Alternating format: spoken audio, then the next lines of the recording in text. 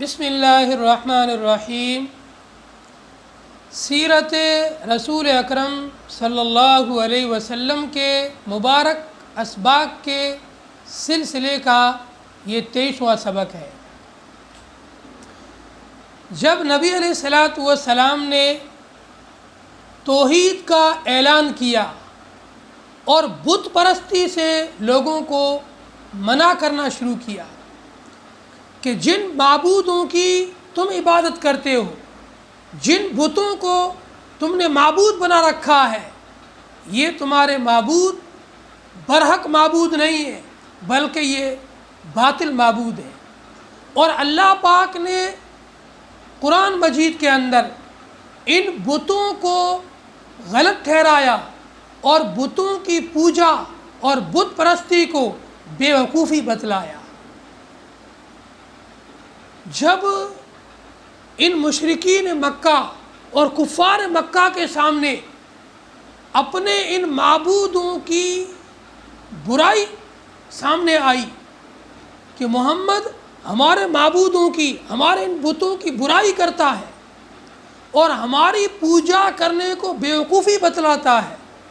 یہ آپ کی مخالفت پر اتر آئے اور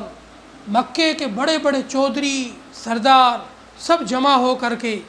ابو طالب کی خدمت میں آئے اور ابو طالب سے کہنے لگے، اے ابو طالب، آپ ہماری قوم کے بڑے سرداروں میں سے ہیں، آپ کا ایک مقام ہے، آپ کی ایک حیثیت ہے، ہم آپ کے پاس ایک درخواست لے کر آئے ہیں۔ آپ کا جو یہ بھتیجا ہے محمد، یہ ہمارے معبودوں کو برا بھلا کہتا ہے، ہم جن بتوں کی پوجا کرتے ہیں، جن بتوں کو ہم نے معبود بنا رکھا ہے، ان معبودوں کی یہ برائی کرتا ہے اور ہماری پوجا کرنے کو یہ بیوقوفی بتلاتا ہے۔ آپ اپنے بھتیجے کو اس کام سے روک دیں۔ ابو طالب نے ان کو اچھا سا میٹھا جواب دیا اور ان کو روانہ کر دیا۔ نبی علیہ الصلاۃ والسلام کو اس کام سے ابو طالب نے ابھی منع نہیں کیا۔ آپ علیہ الصلاۃ والسلام اپنے توحید کے پیغام کو پہنچانے میں لگے رہے، اللہ کی وحدانیت کی طرف لوگوں کو بلاتے رہے۔ تھوڑے دنوں کے بعد پھر مکے کے بڑے بڑے چودھری سردار جمع ہو کر کے ابو طالب کے پاس آئے اور کہنے لگے، ہم نے آپ سے پہلے بھی درخواست کی تھی،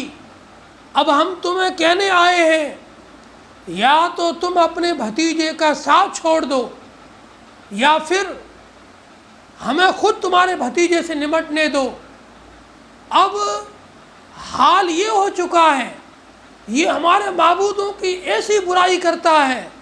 ہم سے برداشت نہیں ہوگا، ہم سے اب صبر نہیں ہوگا، ہم اب سے ان سے جنگ کریں گے، یا تو ہم ہلاک ہوں گے یا پھر تمہارا بھتیجا ہلاک ہوگا، ہم میں سے کوئی ایک رہے گا، دونوں اب یا مکے میں نہیں رہ سکتے ہیں۔ ابو طالب نے جب قوم کے اس غصے کو دیکھا، نبی علیہ الصلاۃ والسلام کو بلایا اور بلا کر فرمایا، اے جان اے چچا کی جان، اے میرے پیارے بھتیجے، مجھ پر اور اپنی ذات کے اوپر اتنا بوجھ نہ ڈالو کہ جس کو اٹھانے سے میں بھی بوجھل اور قاصر ہوں اور تم بھی اس کو برداشت نہ کر سکو۔ تمہاری قوم کے بڑے بڑے سردار ابھی میرے پاس آئے تھے اور یہ شکایت کر رہے تھے کہ تم ان کے معبودوں کو برا بھلا کہتے ہو، آج سے ان کے معبودوں کو، ان کے بتوں کو برا بھلا کہنے سے باز آ جاؤ۔ آپ نے جواب دیا، اے میرے پیارے چچا، اگر یہ لوگ میرے ایک ہاتھ میں سورج رکھ دیں، دوسرے ہاتھ میں چاند رکھ دیں، پھر بھی میں اس کام سے باز نہیں آ سکتا ہوں۔ مجھے جو وحدانیت کا پیغام سنانے کا کام ملا ہے، میں اپنا یہ کام کرتا رہوں گا۔ اگر آپ میرا ساتھ نہیں دے سکتے ہو تو کوئی بات نہیں، میں چلا جاتا ہوں۔ پھر آپ مجلس سے اٹھے اور نمناک آنکھوں کے ساتھ میں آپ کی آنکھوں سے آنسو تھے اور غم زدہ ہو کر کے آپ جانے لگے۔ جب ابو طالب نے اپنے بھتیجے کو یوں غم زدہ ہو کر جاتے دیکھا تو ابو طالب سے بھی دیکھا نہ گیا، واپس آواز دے کر بلایا، اے میرے بھتیجے واپس آئیے۔ پھر کہا، آپ کو جو کام ملا ہے، آپ جو کام کر رہے ہیں، آپ اپنا کام کرتے رہیے، جب تک میں ابو طالب زندہ ہوں کوئی تجھے ٹچ بھی نہیں کر سکتا ہے، کوئی تجھے نقصان نہیں پہنچا سکتا ہے، کوئی تیرا کچھ نہیں بگاڑ سکتا ہے۔ ابو طالب نے پورا سہارا دیا اور پورا آپ کو جو ہے تسلی دلائی۔ نبی علیہ الصلوۃ والسلام اپنے کام کے اندر لگے رہے۔ تیسری مرتبہ پھر یہ مکے کے بڑے بڑے چودھری قریش کے سردار جمع ہوئے اور کہنے لگے، ابو طالب کے پاس ہم لوگ 2 مرتبہ گئے لیکن کوئی اثر نہیں ہوا، ابو طالب تو اپنے پورے قبیلے کے ساتھ محمد کی حمایت میں کھڑا ہے، اب ہم لوگ جا کر کے ابو طالب سے سودا بازی کرتے ہیں، اپنا ایک آدمی لے جا کر کے ابو طالب کو دیتے ہیں، اس کے بدلے میں محمد کو لے لیتے ہیں، اس طریقے سے ہم محمد کو لے کر اس کو قتل کر دیں گے اور یہ دعوت کا، توحید کا جو پیغام ہے اس کو یہیں پر ختم کر دیں گے۔ قوم کے بڑے بڑے لوگ جمع ہوئے اور جمع ہو کر کے قریش کا ایک بڑا خوبصورت جوان جس کا نام ہے عمارہ بن الولید، قریش کے بڑے لوگ جمع ہو کر کے ابو طالب کے پاس گئے تیسری مرتبہ اور کہنے لگے، اے ابو طالب ہم اپنا ایک آدمی آپ کو دیتے ہیں، عمارہ بن الولید، جو بڑا خوبصورت، حسین، جمیل اور بہت ہی ہمارا خوبصورت نوجوان ہے، اس کو آپ رکھ لو اور اس کے بدلے میں اپنے بھتیجے محمد کو ہمیں دے دو تاکہ ہم اس کو قتل کر کے اس فتنے کا خاتمہ کر دیں، جس کی وجہ سے،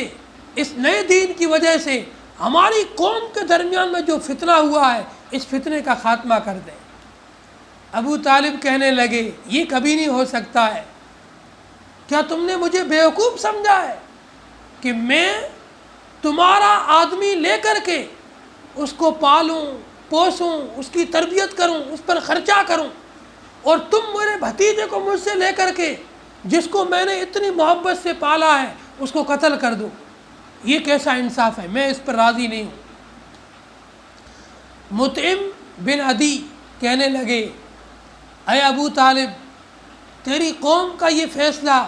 بڑا انصاف والا فیصلہ ہے، اس کو مان لو، وہ قوم جمع ہو کر تمہیں ایک آدمی دے رہی ہے، اس آدمی کو لے لو اور اس کے بدلے میں اپنا بھتیجا ان کو دے دو۔ ابو طالب کہنے لگے، میں اتنا بیوقوف ہوں کیا اپنا بھتیجا تمہیں دوں تاکہ تم اس کو قتل کرو اور تمہارا آدمی لے کر کے میں اپنے خرچے پر اس کو پالوں پوسوں؟ یہ فیصلہ مجھے منظور نہیں ہے، میں جب تک زندہ ہوں اپنے بھتیجے کی حمایت کرتا رہوں گا۔ پھر جب قریش کو یہ جواب ملا، مکے کے سرداروں کو یہ جواب ملا، اب مکے کے سرداروں نے جتنے بھی مکے میں آوارہ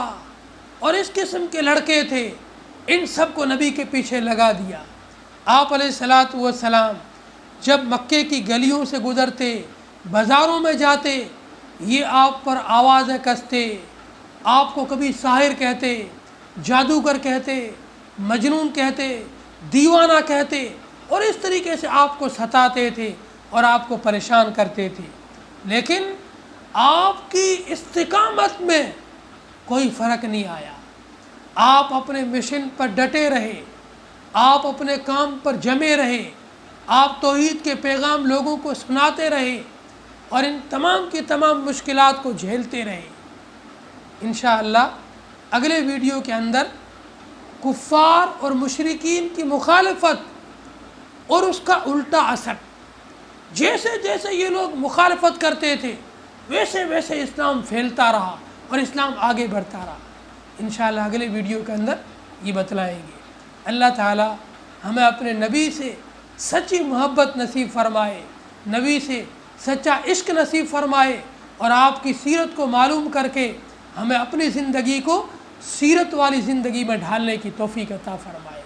السلام علیکم ورحمۃ اللہ وبرکاتہ۔ مفتی عمران ولی القاسمی۔